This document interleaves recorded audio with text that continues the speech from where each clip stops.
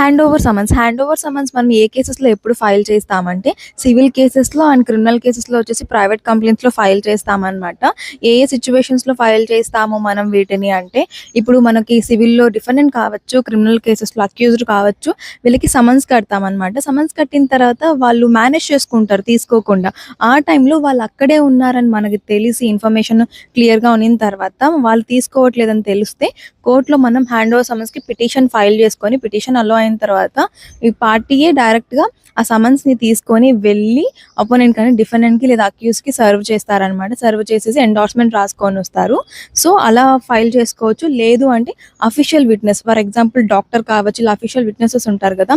వీళ్ళకి మనము సమన్స్ కట్టి వెళ్ళాలి కోర్ట్ ద్వారా అంటే టైమ్ టేకింగ్ ఎక్కువ పడుతుంది అన్నప్పుడు ఇలా hand over summons petition file చేసుకొని పార్టీయే సర్వ్ చేస్తారు. లేదు అంటే ఇప్పుడు కేసెస్‌లో some independent witnesses, relevant witnesses ఉంటారు. వాళ్ళు చాలా క్రూషియల్ అని చెప్పేసి వాళ్ళకి కూడా విట్‌నెసెస్‌కి మనం hand over summons petition file చేసుకొని మనం దీని ద్వారా కూడా వాళ్ళకి సమన్స్ అనేవి సర్వ్ చేయొచ్చనమాట.